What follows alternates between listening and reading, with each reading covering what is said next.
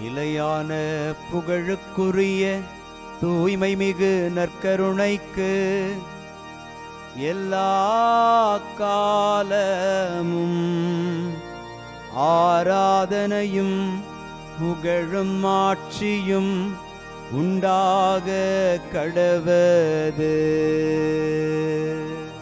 நிலையான புகழுக்குரிய தூய்மை மிகு நற்கருணைக்கு எல்லா காலமும் ஆராதனையும் புகழும் ஆட்சியும் உண்டாக கடவது.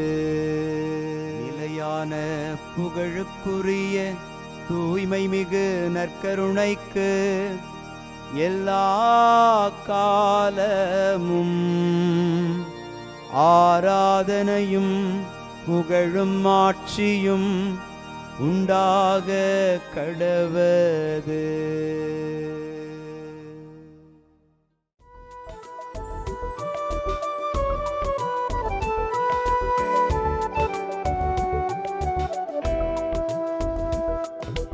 எபினேசரே ஆராதனை, என் துணையாளரே ஆராதனை.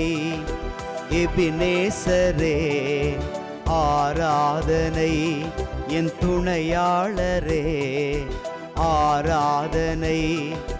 மறப்பேனோ உமது அன்பை, மறப்பேனோ உமது அன்பை. மண்டியிடுவேன் உன் பாதத்திலே, மண்டியிடுவேன் உன் பாதத்திலே. ஆண்டவருக்குள் பிரியமான சகோதர சகோதரிகளே, இன்று ஆகஸ்ட் மாதம் 20ஆம் தேதி புதன்கிழமை. செக்கேமின் மக்களே, எனக்கு செவிசாயுங்கள், கடவுள் உங்களுக்கு செவி கொடுப்பார் என்கிற அழைப்பை முன்வைத்து நிற்கிற நீதி தலைவர்கள் நூலின் வார்த்தைகள் நம்மையும் ஆண்டவருக்கு செவிசாய்க்க அழைப்பு விடுக்கிறது.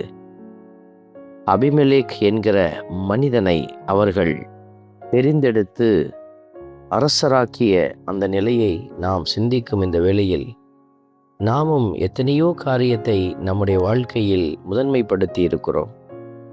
கடவுளுக்கு செவி கொடுக்க மறந்த எல்லா நேரத்தையும் நாமும் உள்ளத்திலே நினைத்து ஆண்டவரிடத்திலே மனமருந்தி நம்மை முழுவதுமாய் ஒப்பு கொடுத்து செபிப்போம்.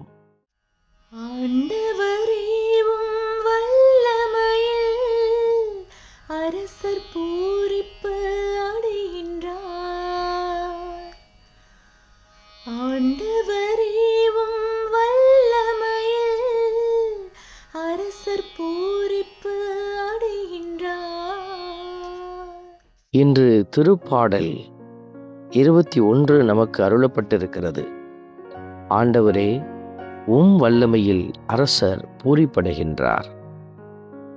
அபிமெலேக் என்கிற அரசனை அடையாளப்படுத்தும் இந்த நூல் தற்பெருமைக்கும் அவனுடைய ஆட்சி வெறிக்கும் அவன் சிக்குண்டு தவித்து கொண்டிருந்தான். நாமும் இவனைப் போல பல்வேறு சூழல்களில் உலக பெருமைக்கு நாம் ஆளாகி நிற்கிற வேளையில் இறைவனுடைய வல்லமையை உணர்ந்தவர்களாக நாமும் இணைந்து போராடி இறைவன் நமக்கு விடுதலை அளிக்கிறார் என்கிற உணர்வில் பயணிப்போம்.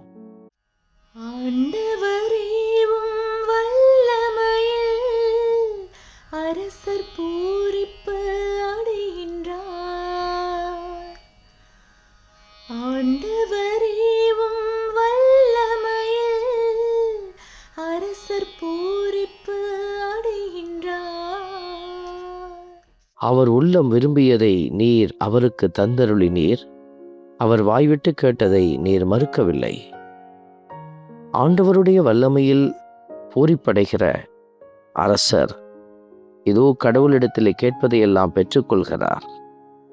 கடவுளை நம்பியிருக்கிற பிள்ளைகளுக்கு இறைவன் உதவி செய்கிறார் என்பதை உணர்த்துகிறது இந்த வரிகள். இதை உணர்ந்து நாமும் ஆண்டவருக்குள் நம்பிக்கை வைத்த பிள்ளைகளாய் பயணிப்போம்.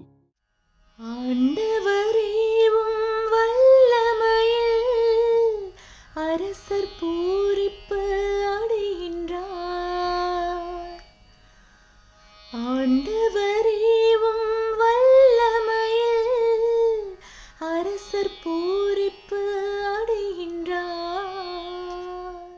அவர் உம்மிடம் வாழ்வு வேண்டி நின்றார். நீரும் முடிவில்லா நீண்ட ஆயுளை அவருக்கு அளித்துள்ளீர். இந்த வரிகளை பார்க்கிற பொழுது வாழ்வை மனிதர்கள் ஒருவருக்கு வழங்க முடியாது, அதுவும் நீண்ட ஆயுளை கொடுக்க முடியாது. இவைகளை கொடுக்க வல்லவர் ஒருவர் உண்டு, அது நம் கடவுள் மட்டுமே. அதை கொடுக்கிற அந்த தெய்வத்தை நம் கண்முன் வைத்து பயணிப்போம். ஆண்டவரே உம் வல்லமையில் அரசர் பூரிப்பு அடைகின்றார். ஆண்டவரே உம் வல்லமையில் அரசர் பூரிப்பு அடைகின்றார். அன்பின் பரமபிதாவே, நன்றியோடு உம்மை துதிக்கிறோம், உம்மை ஸ்தோத்தரிக்கிறோம், உம்மை ஆராதிக்கிறோம், நன்றி செலுத்துகிறோம்.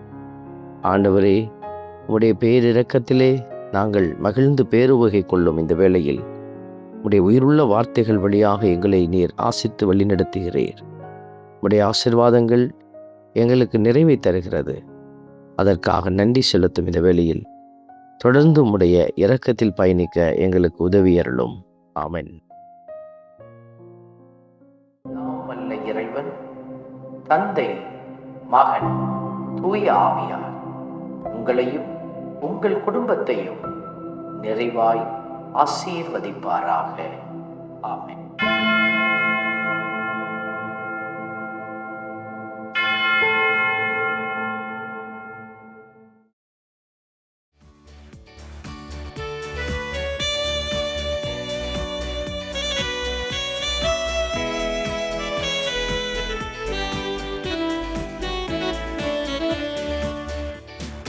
இஸ்ரவேலின் துதிகளுக்குள் என்றும் வாசம் செய்பவரே, உம்மை நம்பி வந்த யாவருக்கும் என்றும் நன்மைகள் செய்பவரே, உம்மை என்றென்றுமே என்றென்றுமே பாடி புகழ்ந்திடுவோம்.